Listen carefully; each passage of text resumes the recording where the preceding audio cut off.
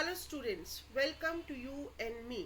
हम लोग पहले से ही शुरू कर रहे हैं बेसिक अकाउंटिंग, जिसमें कि हमने meaning of basic accounting, concepts and conventions, journal entry और लेजर के बारे में ऑलरेडी बात कर ली है। आज हम बात करेंगे सब्सिडरी बुक्स में, जिसमें मैं आपको बताऊंगी कि सब्सिडरी बुक्स होती क्या हैं, उसकी क्यों ज़रूरत पड़ती है, कौन कौन सी different types of subsidiary books हम बनाते हैं, जर्नल प्रॉपर क्या होता है, डेबिट नोट क्या है, क्रेडिट नोट क्या है, और इसके अलावा बहुत कुछ। तो चलिए शुरू करते हैं सब्सिडरी बुक्स। तो सबसे पहले बात करते हैं कि एक्चुअली में सब्सिडरी बुक्स होता क्या है।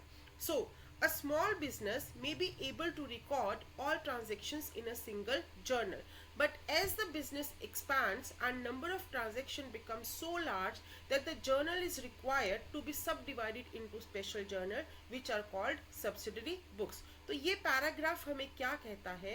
ये कहता है कि एक जो छोटा बिजनेस होता है उसमें हम एक सिंगल जर्नल में ही सभी ट्रांजैक्शंस को रिकॉर्ड कर लेते हैं, लेकिन जैसे जैसे हमारा बिजनेस बढ़ता चला जाता है तो फिर क्या होता है कि हमारी नंबर ऑफ ट्रांजैक्शंस जो हैं वो भी बढ़नी शुरू हो जाती हैं, जिसको कि हम एक सिंगल जर्नल में रिकॉर्ड नहीं कर सकते। तो हम क्या करते हैं, अपनी जर्नल को कुछ बाकी पार्ट्स की जर्नल में डिवाइड कर लेते हैं, जिसको हम क्या बोलते हैं, जिसको हम बोलते हैं subsidiary books.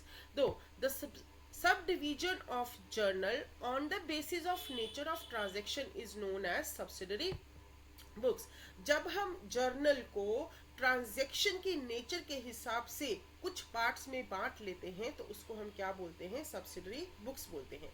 These books are also called as books of original entry or prime entry because the transactions are first recorded in subsidiary books and then posted in the ledger। ये मैंने आपको पहले भी बताया हुआ है कि जो जर्नल होती है वो हमारी कौन सी बुक होती है, वो हमारी प्राइम एंट्री बुक होती है, बुक्स ऑफ ओरिजिनल एंट्री होती है। और जो लेजर होती है वो हमारी कौन सी बुक होती है, वो हमारी होती है सब्सिडरी बुक्स, यानी कि सेकेंडरी बुक।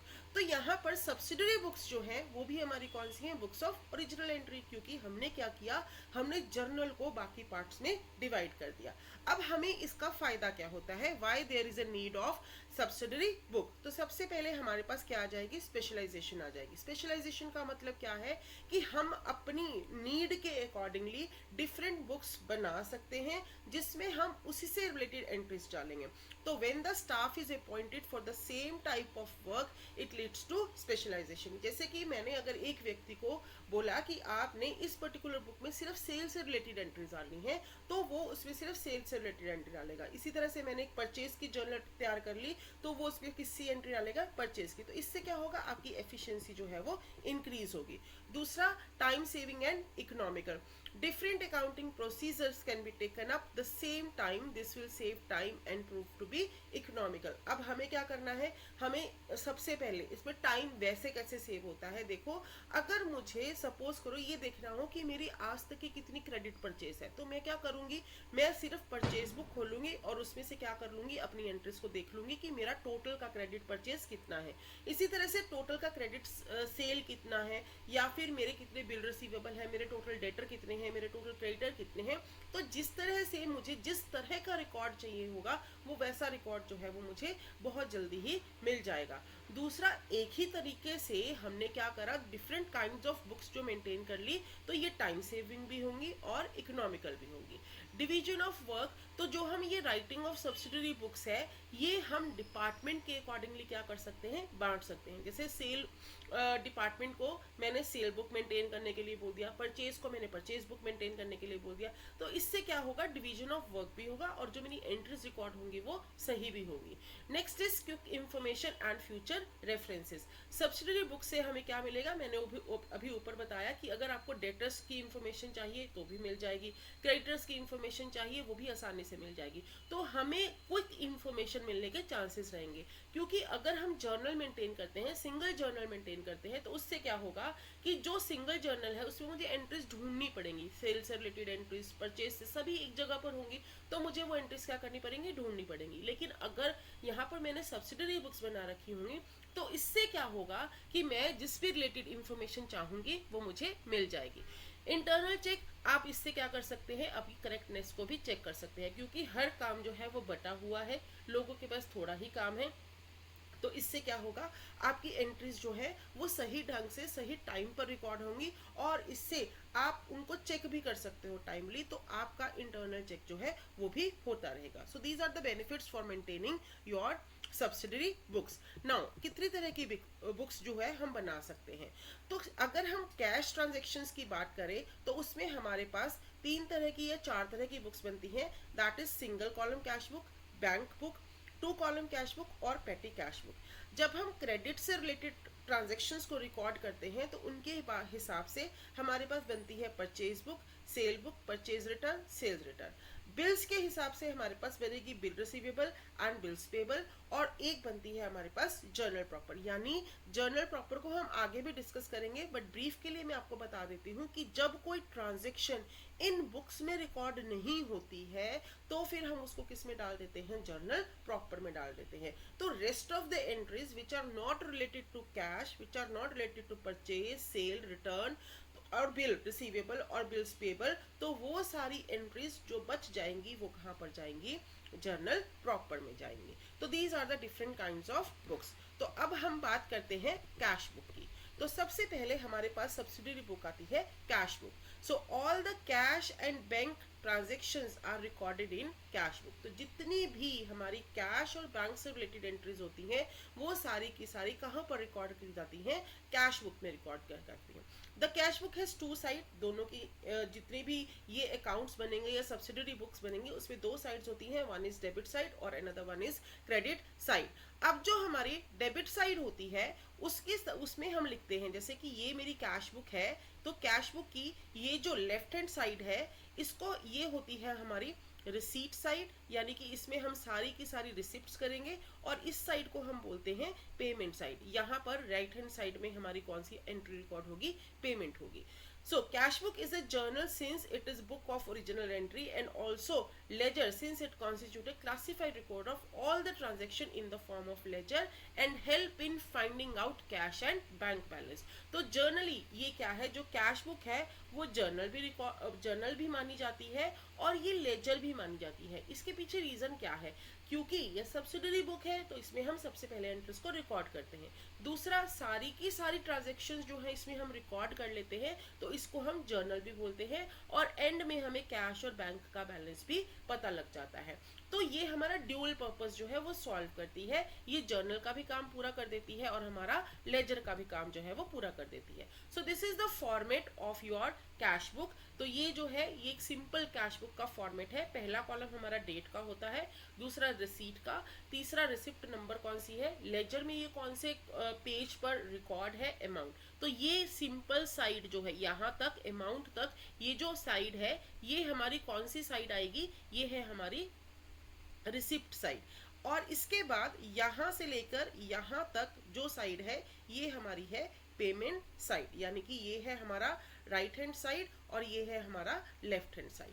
इसके बाद अब हम बात करेंगे 2 कॉलम और 3 कॉलम कैश बुक की. तो उसके बारे में अगर मैं बात करूं तो मैंने अभी आपको बताया था कि हमारे पास 2-3 तरह की जो है वो कैश बुक होती है. एक होती है सिंपल कैश बुक और एक होती है डबल कैश बुक. जो डबल कैश बुक होती है वो किससे डील करती है, जहां पर हम 2 कॉलम बनाते हैं कैश बुक के अंदर.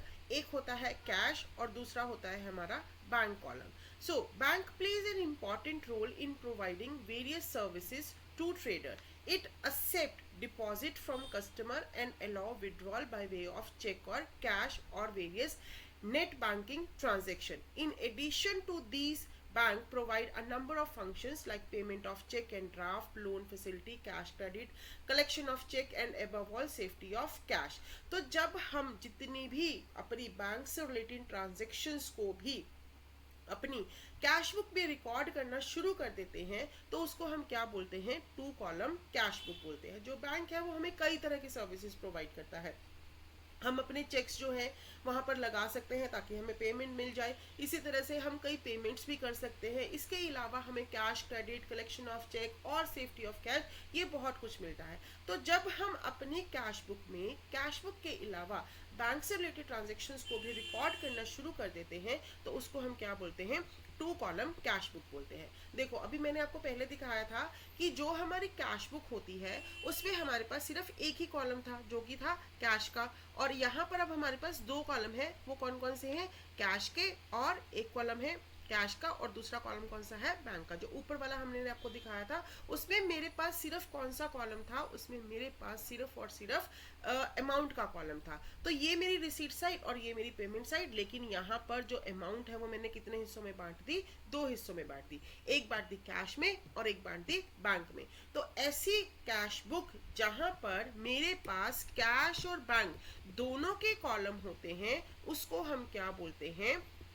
उसको हम बोलते हैं डबल कॉलम कैश बुक। अब तीसरी चीज जो इंपॉर्टेंट क्वेश्चन है इसमें ही डबल कॉलम कैश बुक में ही हमारे पास एक एंट्री आती है जिसको हम बोलते हैं Contra entry. This is very important from your question point of view और तुम्हारे एग्जाम पॉइंट ऑफ व्यू से ये बहुत इंपॉर्टेंट है। अब कॉन्ट्रा एंट्रीज होती क्या है? कई बार हमारी जो ट्रांजेक्शन्स होती हैं, कैश और बैंक की जो ट्रांजेक्शन्स होती हैं वो एक ही टाइम के ऊपर दोनों अकाउंट्स को इफेक्ट करती हैं। तो जब कोई ट्रांजेक्शन कैश और बैंक अकाउंट को अपोजिट डायरेक्शन में एक ही टाइम पर इफेक्ट करे तो ऐसी एंट्री को हम क्या बोलते हैं? कॉन्ट्रा एंट्री बोलते हैं। सो certain transaction affect cash account and bank account simultaneously but with opposite effect. It may decrease the cash balance or increase the cash balance, और इट में बैंक का भी जो बैलेंस है वो एक ही टाइम पर इंक्रीज भी हो सकता है या डिक्रीज हो सकता है डिपेंडिंग अपॉन द ट्रांजेक्शन। तो जो हमारे दोनों अकाउंट को एक ही टाइम पर इफेक्ट करती है ऐसी एंट्रीज को हम क्या बोलते हैं? कॉन्ट्रा एंट्री बोलते हैं। तो क्योंकि अब हम डबल कॉलम कैश बुक बना रहे हैं तो मेरे पास कैश अकाउंट भी है और बैंक अकाउंट भी है, तो मैं वो एंट्री को कैश में भी रिकॉर्ड करूंगी और बैंक में भी रिकॉर्ड करूंगी। तो जब हम entries recorded on both side of cash book are called as contra entry, क्योंकि ये दोनों अकाउंट्स को अपोजिट इफेक्ट करती हैं एक ही टाइम पर, तो इसलिए इनको हम क्या बोलते हैं? कॉन्ट्रा एंट्री बोलते हैं। और इसको हम किससे डिनोट करते हैं? लेजर सी से हम इसको डिनोट करते हैं। तो ये कौन कौन सी ट्रांजेक्शन हो सकती हैं? Cash deposited into bank. अब इसको हम समझते हैं कि किस तरह से ये हमारे अकाउंट को इफेक्ट करती है। कैश डिपॉजिटेड इनटू बैंक, तो बैंक जो है वो रिसीवर हो गया, तो मैंने क्या लिखा? बैंक अकाउंट डेबिट, और कैश जो है वो मेरी तरफ से चला गया तो कैश को क्या कर दिया? मैंने क्रेडिट कर दिया। इज पेटी कैश बुक। अब पेटी कैश बुक क्या होता है? तो सबसे पहले पेटी कैश बुक वो बुक होती है जहां पर हम किसी भी ट्रांजैक्शन को जब रिकॉर्ड करते हैं तो हमारे पास बिजनेस में कई छोटे छोटे खर्चे होते हैं। तो इन छोटे खर्चों को रिकॉर्ड करने के लिए ना कैश बुक में अगर हम एंट्री डालने लग जाए, लाइक मैंने किसी को 10 रुपए का किराया भाड़ा दिया, किसी को मैंने चाय पिलाई, तो हमारी जो ट्रांजेक्शन है ना वो बहुत ज़्यादा लिखनी शुरू हो जाएंगी। तो इसलिए हम क्या करते हैं? इन छोटी ट्रांजेक्शन्स को रिकॉर्ड करने के लिए एक अलग से छोटी बुक लगा लेते हैं। That is why it is known as petty. Petty मतलब छोटा, हम छोटी कैश बुक लगा लेते हैं। तो in a large business organization the accounting work is divided systematically. There are various departments spending small amount on stationery, postage, telegram, refreshment, carriage, etc. इनके expenditure बहुत छोटे छोटे होते हैं पर बार बार होते हैं, रेकरिंग नेचर के होते हैं। तो अब इनको मेंटेन करना थोड़ा सा मुश्किल हो जाता है। तो जो व्यक्ति इन छोटे एक्सपेंडिचर्स को मेंटेन करता है उसको हम क्या बोलते हैं? पेटी कैशियर बोलते हैं। ये पेटी कैशियर जो होता है वो मेन कैशियर से, यानी जो हमारी कैश बुक मेंटेन कर रहा है उससे क्या करता है? एडवांस में ही हर महीने के एडवांस में एक छोटी सी अमाउंट जो है वो ले लेता है और फिर इस अमाउंट को कैसे वो खर्च करता है उसका वो रिकॉर्ड बनाता रहता है। द टर्म पेटी is derived from the French word petiate, which means small. So this book is maintained for recording small expenses which cannot be paid by check. अब ये स्मॉल जो है वो depending upon the size of the organisation, business organisation के ऊपर depend करता है। तो जब हम छोटे छोटे एक्सपेंडिचर्स को नोट करने के लिए एक अलग से बुक लगा लेते हैं तो ऐसी बुक को हम क्या बोलते हैं? पेटी कैश बुक बोलते हैं। ये दो तरह की होती है, वन इज सिंपल पेटी cash book and another one is analytical columnar पेटी कैश बुक। तो सबसे पहले बात करते हैं simple column simple petty cash book की। Simple petty cash book is divided into two receipt side and payment side. Cash और cheque receive from the head cashier is recorded in the column. ऐसे अब मैंने ऊपर बताया ना कि जो पेटी कैशियर होता है वो क्या करता है, वो ट्रांजैक्शन कुछ पैसे एडवांस में ले लेता है और फिर उसके बाद एक्सपेंडिचर्स को क्या करता है, रिकॉर्ड करना शुरू कर देता है। यहाँ पर देखो receive from the head cashier, ये उसने ले लिए। अब उसके बाद जैसे जैसे वो पे करता चला जाएगा उसको वो नोट करता चला जाएगा। तो उसने ये नोट करा, पे telephone charges, paid for mobile charges, purchase office file. अब जब उसने ये सारा कुछ नोट कर लिया, उसके बाद जो कुछ भी उसके पास बचा, यहाँ पर देखो टू कैश उसने ये रिसीव करा था और जो उसके एक्सपेंडिचर थे वो उसने यहाँ पर रिकॉर्ड करने शुरू कर दिए। उसके बाद जो कुछ उसके पास बचा ये वो क्या करेगा, यहाँ पर टोटल एक्सपेंडिचर कितने हुए 1025, ये देखो यहाँ पर टोटल एक्सपेंडिचर उसके कितने हो गए 1025 के हो गए।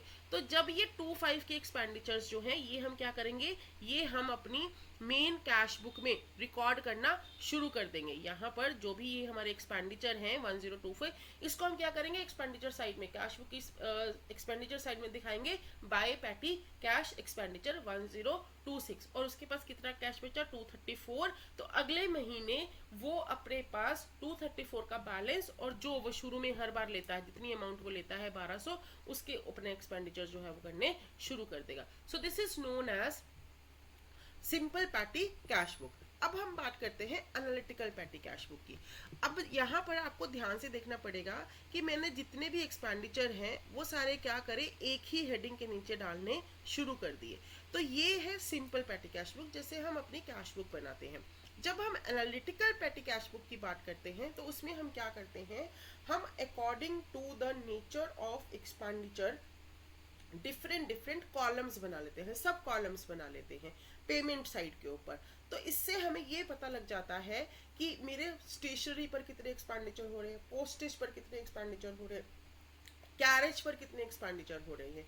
तो जब हम अपने पेमेंट साइड के कॉलम को सब कॉलम्स में डिवाइड कर लेते हैं on the basis of various expenditure, तो that is known as analytical petty cash book. For example printing and stationery, postage and carriage, cartage, there is no hard and fast rule. यहाँ पर कोई hard and fast rule नहीं है कि हमने कितने column बनाने हैं। जैसा क्वेश्चन है, जैसे हमें एक्सपेंडिचर बार बार हो रहे हैं, उसके हिसाब से हम क्या कर लेते हैं, हम अपने कॉलम्स को डिवाइड कर लेते हैं। So for example ledger column is prepare for making payment towards personal and real account. The petty cashier appears the statement stating the summary of expenditure paid and submitted to the chief cashier. So impressed system of petty cash book. अब इसमें क्या करते हैं, maintaining petty cash book under impress system is the best system.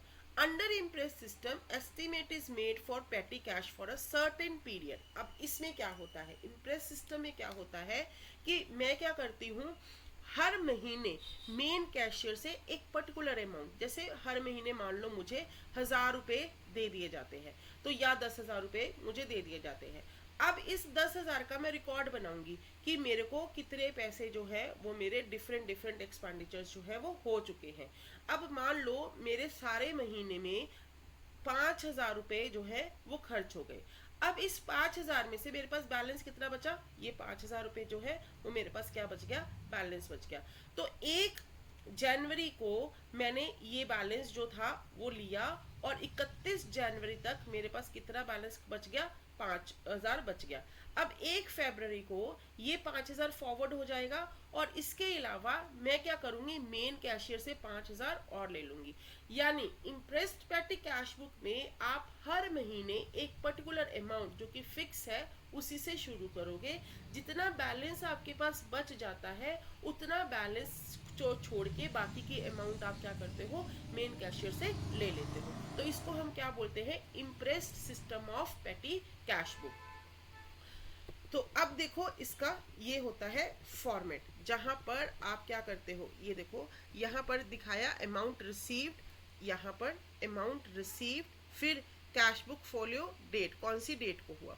तो जब हमें receive हो रही है तो मैंने 2 लिख दिया। अब मैंने क्या करा, मैंने आपको बताया था कि हम क्या कर रहे हैं, डिफरेंट कॉलम बना रहे हैं। तो डिफरेंट कॉलम में जो मेरे एक्सपेंडिचर्स होते रहेंगे उस पर्टिकुलर डेट को उसको मैं रिकॉर्ड करती चली जाऊंगी। जैसे ही रिकॉर्ड किया, जो मेरे पास बैलेंस बच गया ठीक है, बाकी का मैं क्या करूंगी, फिर इसमें से जितना बैलेंस खत्म हो गया, वो निकल गया, और ये मेरे पास आ गया बैलेंस निकल के। अब इसी के अमाउंट, मुझे अमाउंट चाहिए, तो इन दोनों में से, यानी इसमें से जितना मैंने माइनस कर खर्च कर दिया, बाकी का जो बचा और उससे ले लूंगी, ताकि ये अमाउंट और ये amount at the end of the period क्या हो जाए, सेम हो जाए। तो इसको बोलते हैं इम्प्रेस सिस्टम ऑफ पेटी कैश बुक। देखो जैसे ये सिंपल सा एक क्वेश्चन मैं आपको दिखा रही हूँ, auto fair, courier expenditure, postage, stamp, speed post, taxi fare, refreshment. अब उसको हर महीने कितने मिलते हैं, 8,000 रुपये मिलते हैं। तो वो 8,000 रुपये लिखेगा यहाँ पर, देखो मैं दिखा रही हूँ आप लोगों को, ये उसको 8,000 रुपये मिले, 8,000 रुपये यहाँ पर मिले। 8,000 रुपये में से उसके खर्च कितने हो गए, यहाँ पर टोटल एक्सपेंडिचर 8,000 में से उसके ये पैसे जो है वो खर्च हो गए, 86550, ये उसके क्या हो गए, खर्च हो गए। Just wait a minute, I try to rotate it, ये रहा page, just wait a minute students, home पर ही आ जाओ। नहीं, ये नहीं रोटेट हो रहा मेरे को, no it's not getting rotated. So यहाँ पर अब हम क्या कर रहे हैं, देखो उसके 6550 पैसे जो है वो खर्च हो गए, तो उसके पास 8,000 में से बचे कितने, ये 1450, यानी अगले महीने वो मेन कैशियर से कितने पैसे लेगा, 6550 लेगा, और फिर अपना बैलेंस जो है वो शुरू कर देगा। तो इस तरह से हम इसको क्या बोलते हैं, पैटी कैश बुक बोलते हैं। अगली अब हम बात करते हैं नई तरह की कैश बुक की, जिसके बारे में मैंने आपको बताया था। तो अगली है हमारे पास परचेज बुक। तो परचेज बुक जो है वो होती है जब हम परचेज से रिलेटेड अपनी एंट्रीज को रिकॉर्ड करना शुरू कर देते हैं। So let's start with the purchase book. इसको बोलते हैं bought day book. Good purchased on credit for manufacturing और resale are only recorded in the purchase book. सबसे पहले जो आपको चीज याद रखनी है वो ये है कि जो परचेज बुक होती है, सेल बुक होती है, परचेज रिटर्न बुक है, सेल्स रिटर्न बुक है, इसमें हम जितनी भी एंट्रीज डालेंगे वो सारी की सारी किस बेसिस पर होंगी, क्रेडिट बेसिस पर होंगी। यानी मैं जितनी भी एंट्रीज की बात करूंगी, मैं कौन सी एंट्रीज को रिकॉर्ड करूंगी, सिर्फ और सिर्फ क्रेडिट एंट्रीज को रिकॉर्ड करूंगी। क्यों? क्योंकि कैश बुक से रिलेटेड जितनी भी एंट्रीज है वो सारी की सारी कहाँ चली गई, मेरी कैश बुक में चली गई। So goods purchased on credit for manufacturing और for resale are only recorded in purchase book. Cash purchases are not recorded in purchase book. Similarly, credit purchases other than goods like purchase of office furniture, stationery, building are not recorded in purchase book. तो इसका मतलब क्या हुआ कि purchase book में हम सिर्फ और सिर्फ उन गुड्स की एंट्री को रिकॉर्ड करेंगे जिसमें हम डील करते हैं। For example, a business dealing in machinery spare parts will be recorded only credit purchase of machinery spare parts in purchase book। तो हम सिर्फ और सिर्फ किन से रिलेटेड एंट्रीज को रिकॉर्ड करेंगे, जिसमें वो बिजनेस डील करता है। हम ना तो ऑफिस इक्विपमेंट के, जो हमने ऑफिस के लिए फर्नीचर परचेज किया है, स्टेशनरी पर, ये नहीं हम रिकॉर्ड करेंगे।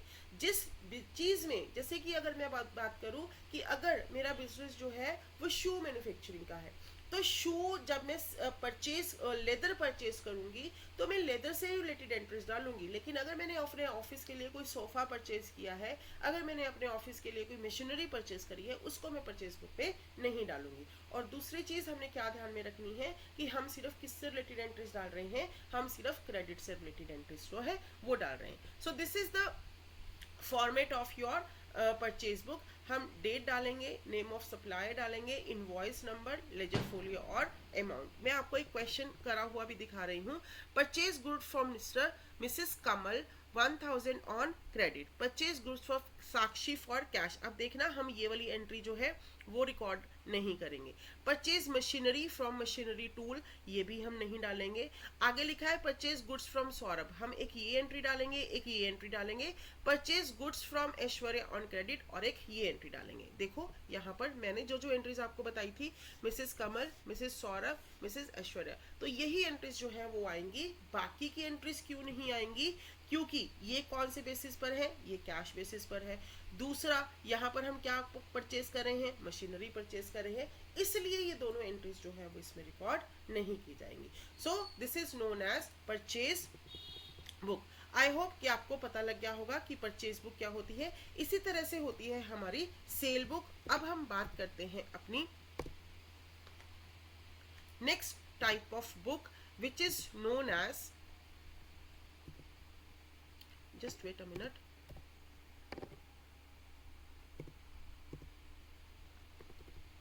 we are talking about purchase book। और इसमें अब हम बात करेंगे परचेज रिटर्न की। अगली बुक जो हमारी बनती है वो बनती है purchase return book. In this book जितनी भी हमने पहले परचेज करी थी, अगर हमने वो गुड्स जो है वो वापस कर दी हैं तो उन गुड्स के बारे में हम बात करेंगे। So purchase return of goods are recorded. Sometimes goods purchase are return to the supplier for various reasons such as goods are not for the required quality, defective. So इसको हम क्या करते हैं, हम इन गुड्स को वापस कर देते हैं। तो जब हम इसका रिकॉर्ड बनाते हैं तो वो किस में बनाएंगे, परचेज रिटर्न में बनाएंगे।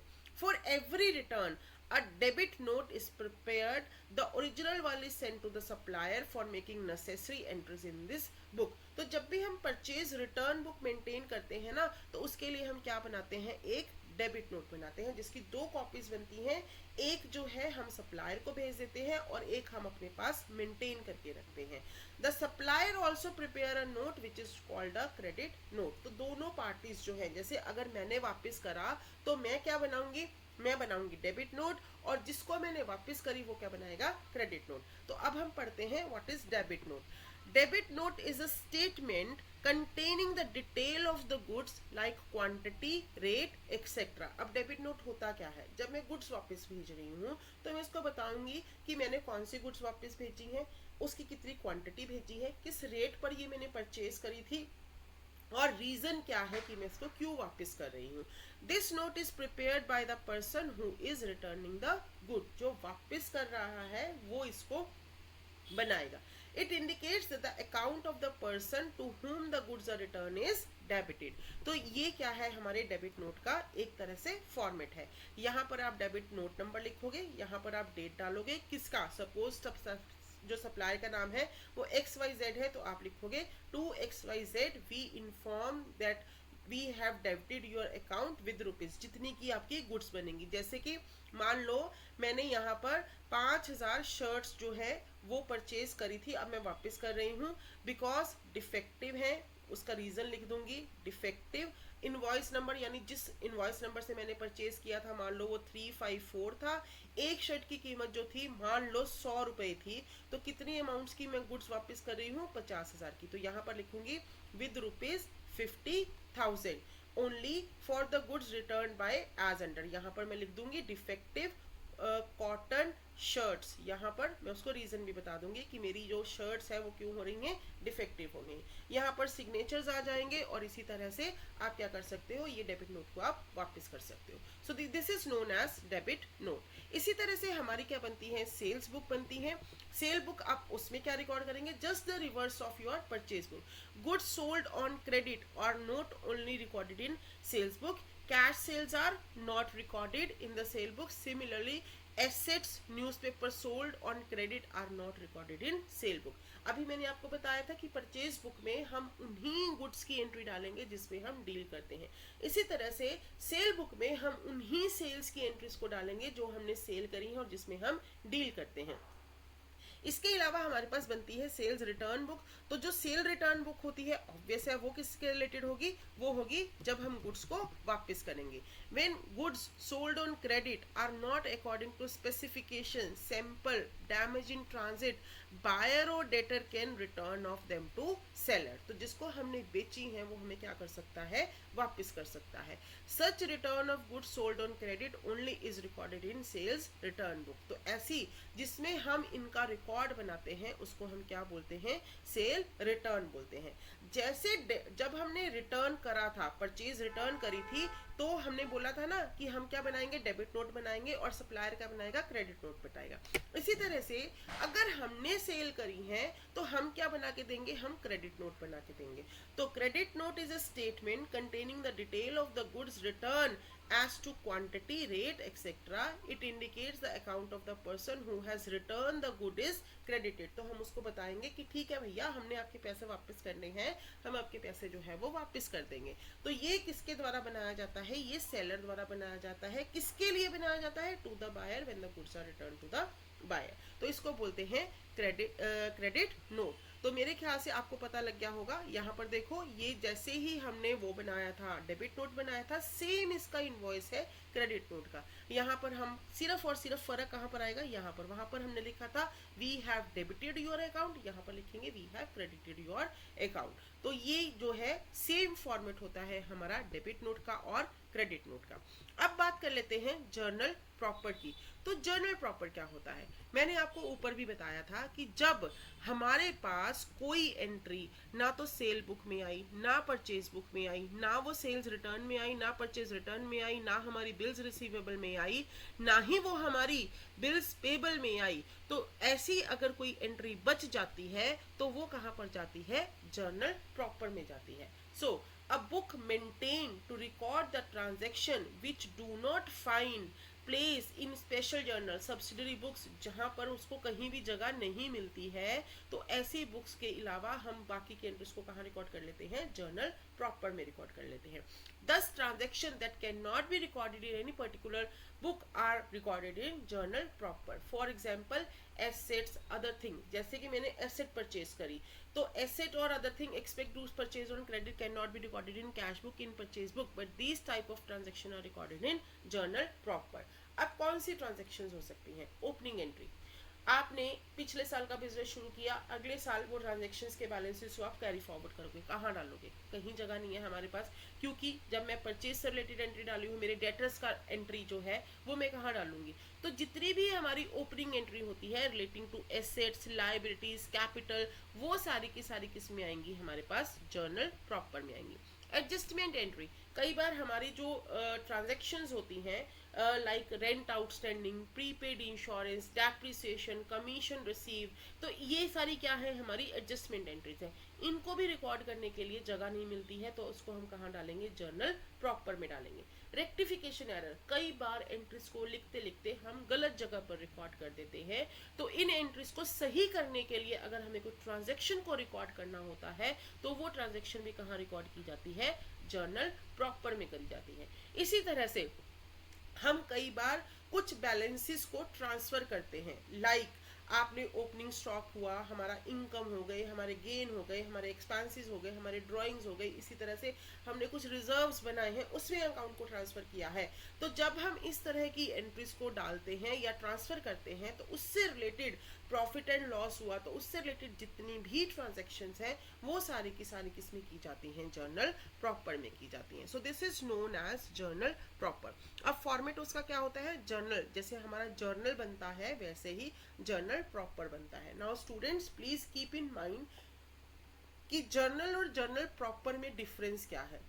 एक्चुअली में जर्नल और जर्नल प्रॉपर हम एक ही कंसीडर कर सकते हैं, लेकिन जब हम जर्नल की बात करते हैं तो जर्नल में हम सभी ट्रांजैक्शंस को रिकॉर्ड करते हैं, यानी कि हम सेल्स रिटर्न की भी बात करेंगे, कैश रिटर्न्स की भी बात करेंगे, इसी तरह से आप स्टेशनरी की बात कर सकते हो, आप बिल रिसीवेबल, बिल्स पेबल, सब तरह की एंट्रीज जो है वो जर्नल में रिकॉर्ड की जाती है।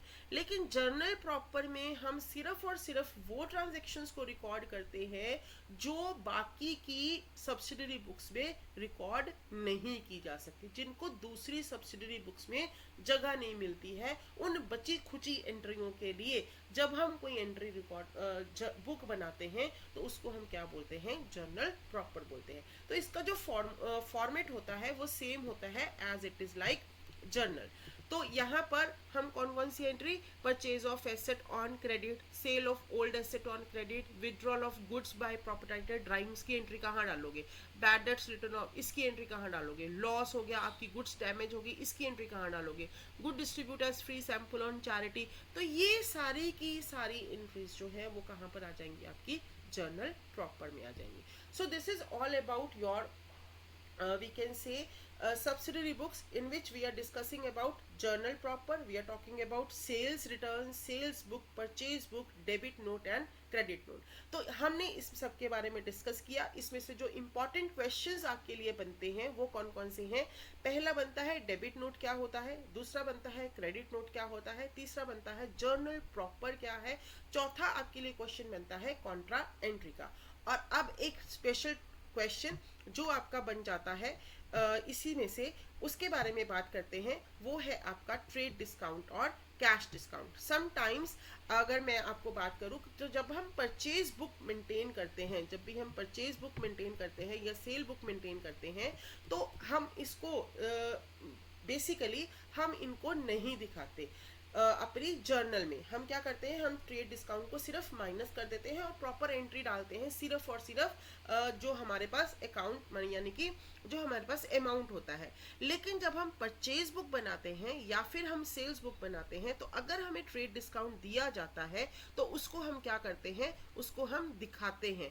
तो इसको क्या बोलते हैं, ट्रेड डिस्काउंट, और एक को बोलते हैं कैश डिस्काउंट। कैश डिस्काउंट जो होता है वो हमारी कैश बुक में शो होता है, और ट्रेड डिस्काउंट जो होता है ये हमारी सब्सिडरी बुक्स में शो होता है। Now what is the basic difference between trade discount and cash discount. सबसे पहले it is reduction granted bye a manufacturer और अ सप्लायर। जो ये डिस्काउंट होता है ना, ट्रेड डिस्काउंट होता है, ये बेसिकली हमें किस पर मिलता है, जब हमारे पास कोई चीज़ जो है वो हम बल्क में परचेज करते हैं। जब हम कोई चीज़ बल्क में परचेज करते हैं तब ये दिया जाता है। और जो कैश डिस्काउंट होता है ये हमें तब दिया जाता है जब हम कैश की पेमेंट करते हैं। It is a reduction granted by wholesaler to the buyer, यानी होलसेलर जो है वो किसको देता है, ये बायर को देता है। लेकिन ट्रेड डिस्काउंट किसके द्वारा दिया जाता है, मैन्युफैक्चरर के द्वारा दिया जाता है, सप्लायर्स के द्वारा दिया जाता है। To help the retailers to earn some profit. अब ये रिटेलर्स को कुछ प्रॉफिट, क्योंकि हम उनको सस्ते में माल दे रहे हैं। लाइक अगर मैं किसी को बोलूं कि आप अगर 10,000 यूनिट मेरे से परचेज करोगे तो मैं आपको 1 यूनिट का रेट जो है वो 100 रुपए की बजाय कितना लगा दूंगा, 70 रुपए लगा दूंगा। तो अब मुझे क्या हुआ, 30 रुपए का प्रॉफिट हुआ। मार्केट में तो मैं वो प्रोडक्ट 100 का ही बेचूंगी, लेकिन मुझे कितने का मिला, 70 का मिला, क्योंकि मैंने क्या किया, मैंने ज्यादा यूनिट परचेज किए। तो इसलिए इससे क्या होता है, रिटेलर्स को प्रॉफिट जो है वो ज्यादा होता है। लेकिन ये कैश डिस्काउंट क्यों दिया जाता है, ताकि हमें पेमेंट जो है वो जल्दी मिल जाए। किसी व्यक्ति से मैंने 10,000 रुपए लेने थे, उसको मैं बोलती हूँ कि अगर अभी आप पेमेंट कर देते हो तो मैं आपको 1,000 रुपए छोड़ दूंगा, आप मुझे 9,000 की पेमेंट कर दो। तो जब आप पेमेंट लेने के लिए किसी को डिस्काउंट देते हो तो that is known as cash discount. It is allowed on purchases of goods, it is allowed when the payment is when within a specified period. ये जब आप गुड्स को परचेज करते हो तब मिलता है, ये जब आप पेमेंट को रिसीव करते हो तब मिलता है। It is usually given at the same rate which is applicable to all customer and will vary with the quantity purchase। इसका amount जो होता है वो quantity के हिसाब से change होता है, लेकिन इसका जो होता है ये depending upon customer to customer होता है। किसी को मैंने 1,000 छोड़ दिए, किसी को मैंने 500 छोड़ दिए, किसी को मैंने 1,500 छोड़ दिए, depending upon my relation with the customer। It is shown by way of deduction in invoice itself। इसको हम कहीं दिखाते नहीं है, ट्रेड डिस्काउंट को हम कहीं नहीं दिखाते, हम सिर्फ क्या करते हैं, सिर्फ उतनी वैल्यू की वैल्यू जो है वो लेस कर देते हैं। लेकिन ये जो है ये इनवॉइस में शो नहीं होता है, ये हमने छोड़ दिए। A separate account is not open in the ledger, लेकिन इसके लिए हम एक सेपरेट अकाउंट जो है वो खोलते हैं। So this is one of the important question of trade discount and cash discount. I hope कि आपको ये अच्छे से समझ में आया होगा। अगर आपको किसी भी तरह का कोई भी डाउट है relating to subsidiary books, credit note, debit note, contra entry, trade discount, cash discount, you can just comment me, I will love to answer your questions. आज के लिए इतना ही। अगले हम लेक्चर में करेंगे ट्रायल बैलेंस और उसकी हम थ्योरी के बारे में डिस्कस करेंगे। इसके प्रैक्टिकल क्वेश्चंस जो है वो मेरे यूट्यूब चैनल पर पड़े हैं। हमने एक लाइव क्लास ली थी जिसमें मैंने इसके रिलेटेड क्वेश्चन जो है वो डिस्कस किए थे। आप वहां से इसको देख सकते हैं। अगर आपको ये लेक्चर सीरीज पसंद आ रही है तो लाइक, शेयर और सब्सक्राइब करना ना भूलें। Thank you.